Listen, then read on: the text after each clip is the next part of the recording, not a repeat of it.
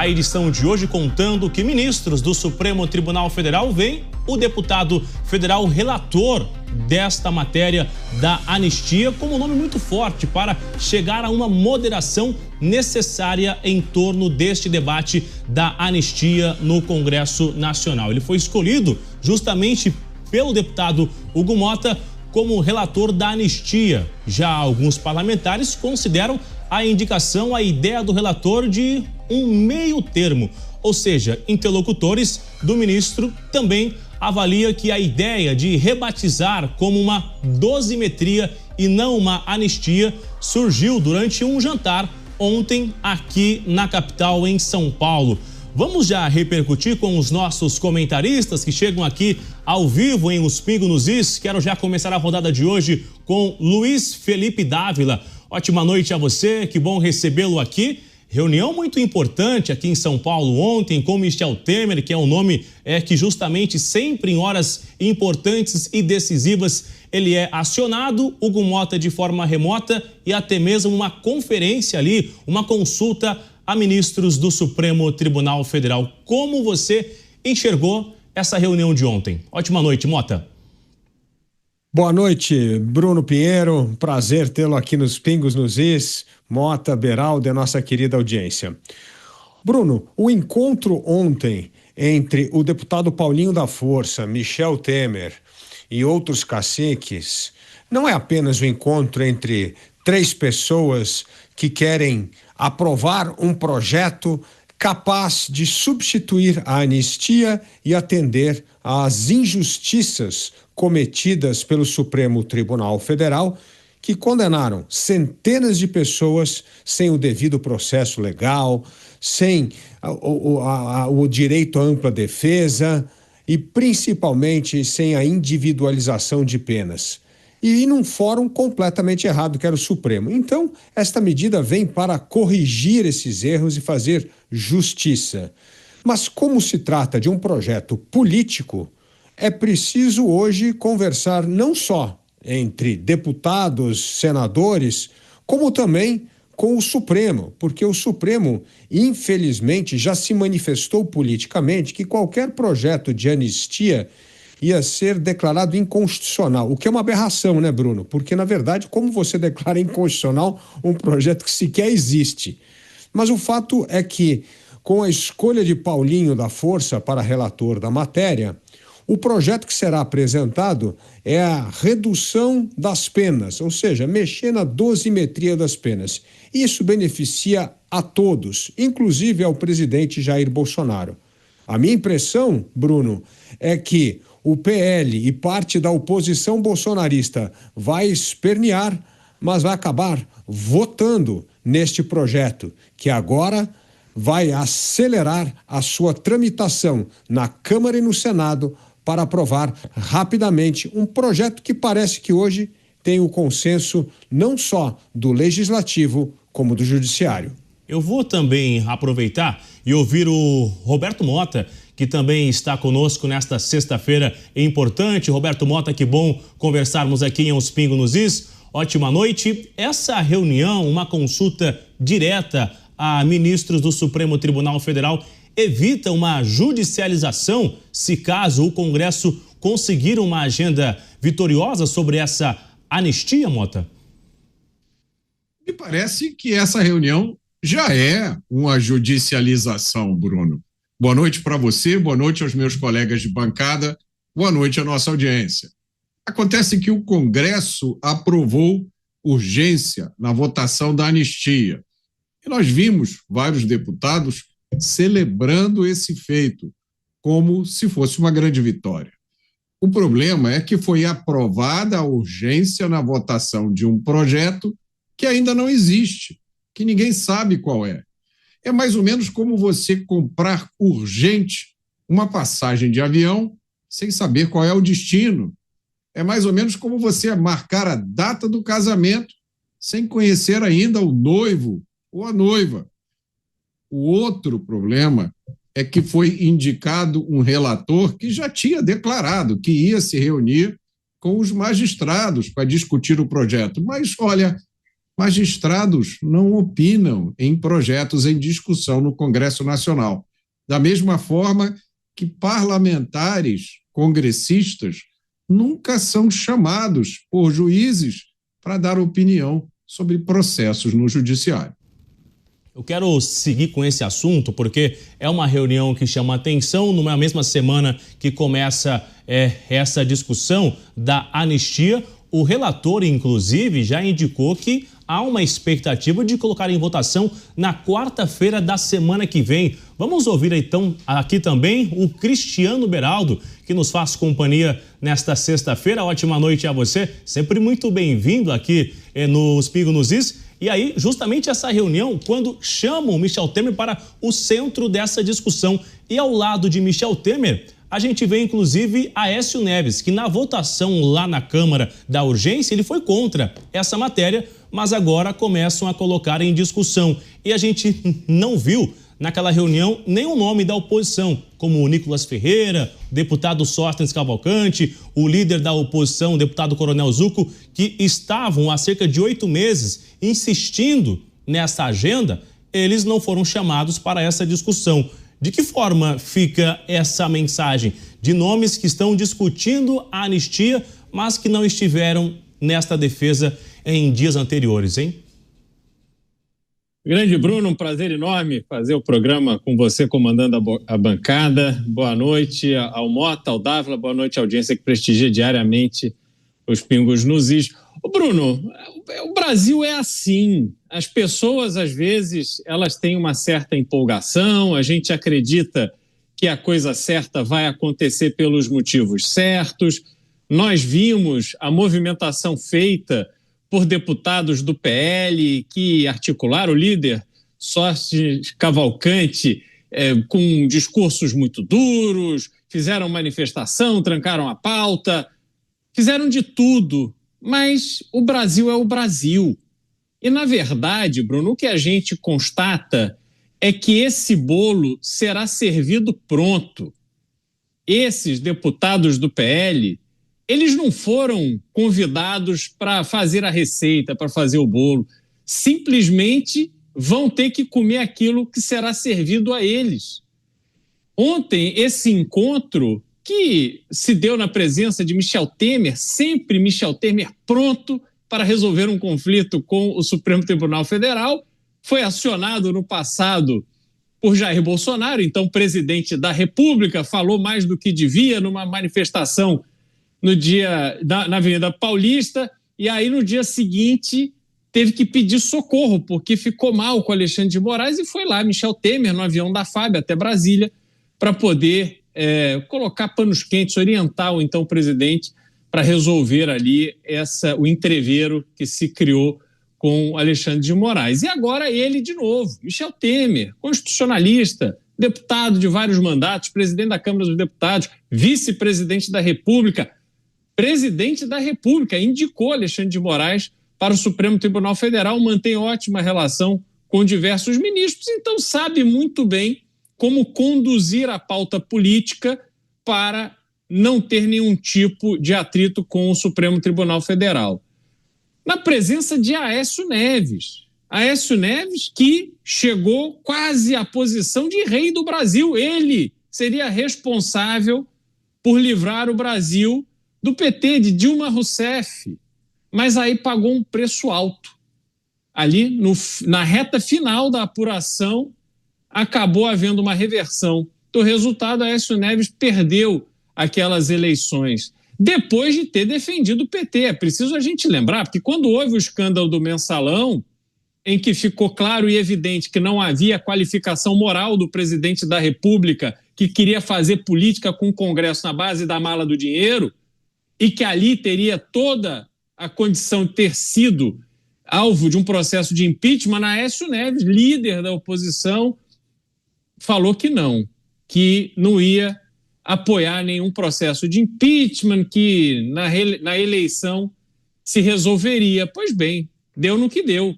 Lula se reelegeu, reelegeu Dilma, e aí estamos no Brasil que estamos hoje. Então, Aécio Neves agora, ele é o personagem do centro. Se você observar as postagens do PSDB, vai ver que ele está posando como a pessoa sensata do Brasil.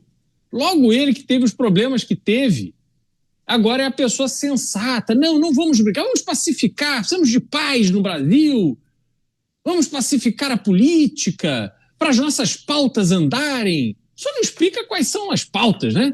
Só não explica que paz é essa que precisa. Quer dizer, aonde que existe paz na política? As pessoas agora elas têm que concordar umas com as outras e se abraçar, se dar as mãos, todas sempre apoiando as mesmas coisas. Ora, isso não existe. Sequer é uma utopia, porque não faz nenhum sentido. A política é justamente o campo para que você debata as diferenças, as opiniões que são distintas e aí consiga se encontrar o caminho não da unanimidade, o caminho da maioria. Então essa conversa de que agora o PSDB é o centro ponderado, o centro razoável, tem tanta repercussão que nós estamos vendo aí nas redes sociais. É só acompanhar as postagens do PSDB para ver qual é o engajamento que eles estão tendo. Afinal de contas, esta é uma métrica válida e importante hoje em dia. Então, para concluir sobre aquele encontro de ontem, esses personagens se reúnem simplesmente para dizer a nós, ao público, é isso aqui e acabou. Gostem ou não gostem, é isso aqui que vai ser. E aí a gente observa o que aconteceu no Senado. Davi Alcolumbre pega a PEC da bandidagem, ou quer dizer, a PEC da blindagem, senta em cima e está esperando passar a proposta de anistia que seja do interesse de todos os atores. E os atores não incluem a oposição, não incluem os deputados do PL.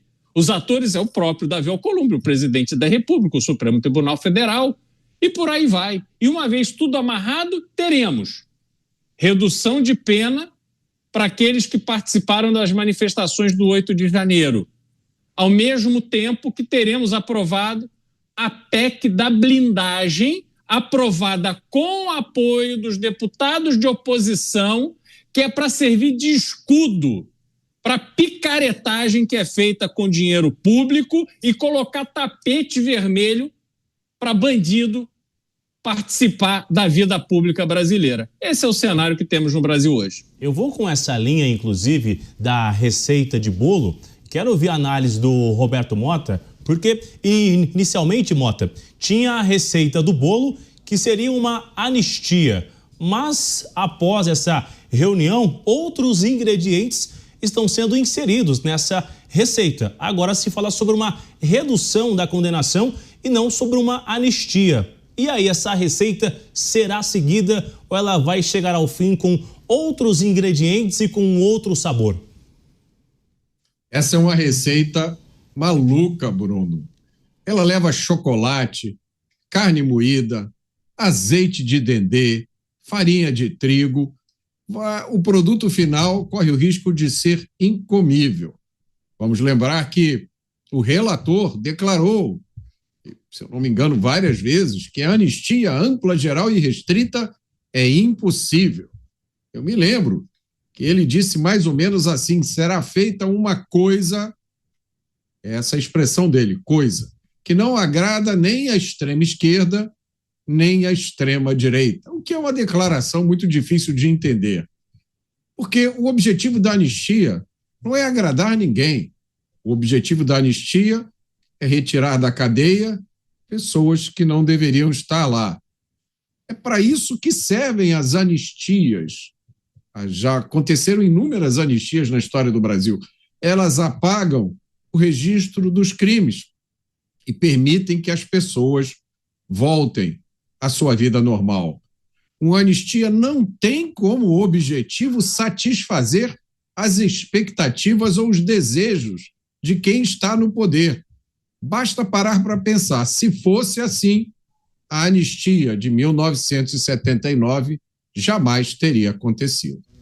Agora, essa discussão de anistia, Luiz Felipe Dávila, a gente vê, e eu estava acompanhando lá na Câmara dos Deputados, essa urgência, a votação, que alguns parlamentares que estão ocupando um cargo de secretário no seu estado e o suplente está na Câmara dos Deputados, eles retornaram para votar essa anistia.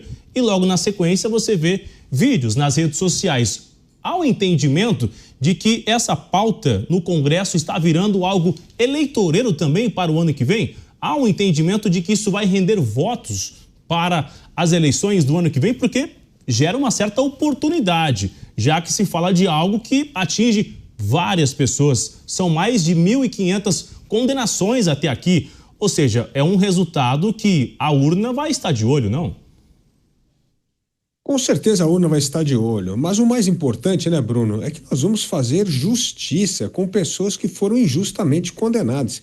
É assim que nós conseguimos, pelo menos, virar a página, Bruno, e tocar outras pautas de fundamental importância para o país, que está tudo paralisado por essa questão de anistia hoje. Nós precisamos destravar as pautas importantes no Congresso Nacional. E, de fato, Bruno, o que aconteceu é que a turma do PL mais bolsonarista foi muito útil para mobilizar o Congresso, para aprovar o senso de urgência, e agora estão sendo descartados e o Centrão é que assumiu o leme do barco e vai fazer com que a tal da anistia se transforme num PL de redução de pena ou dosimetria. É isso que vai acontecer. De fato, isso dá como ontem o Beraldo comentou, um checkmate na turma do PL, porque assim, por mais que esperneie, diz que é contra, tal, vai votar a favor, porque na verdade, se não votar a favor, vai prejudicar não só os bolsonaristas que foram presos injustamente naquela condenação maciça sem individualização de penas, né? E, ao mesmo tempo, o presidente Bolsonaro, porque, na verdade, ao reduzir isso, ajuda todo mundo. Então, é óbvio que vão espernear, reclamar, mas se este é o bolo, Mota, mesmo com dendê e chocolate misturado, vão ter que comer, porque se não comer, vai ter gente esperneando do outro lado, falar assim, ué, vocês não estão aqui para defender as pessoas que apoiaram a manifestação? Como é que agora vão deixá-las encarceradas por mais tempo por uma questão apenas de o meu projeto não foi aprovado, não vou apoiar o outro? Vai apoiar sim, é isso que vai acontecer.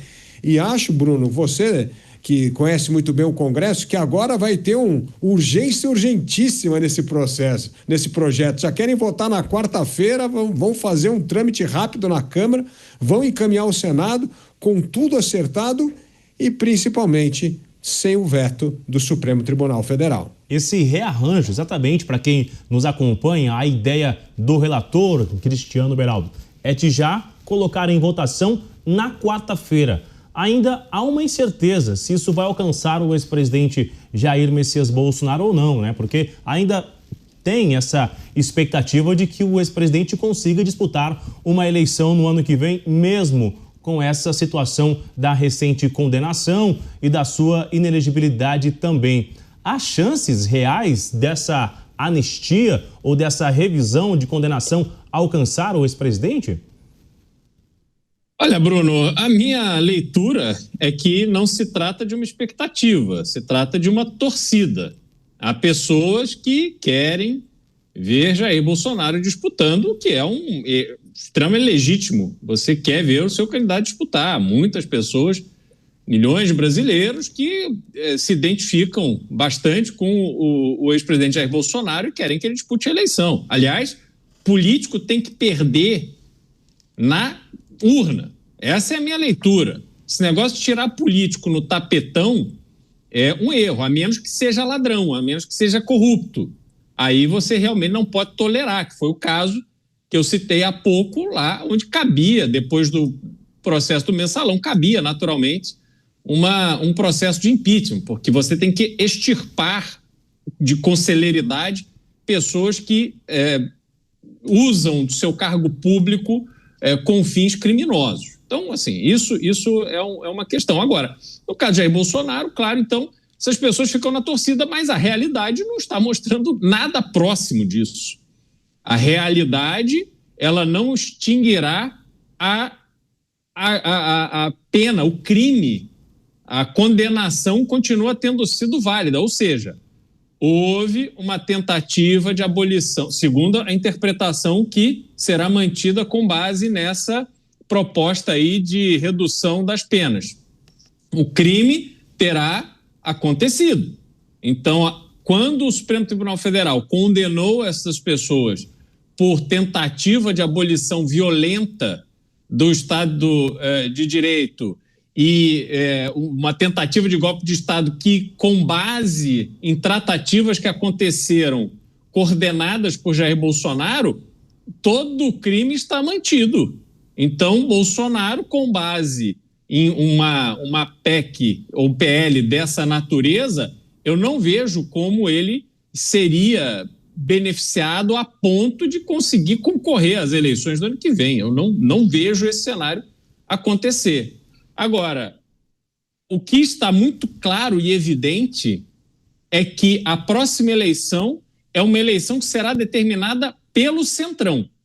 E pode ser com Tarcísio da mesma forma que pode ser apoiando a reeleição de Lula.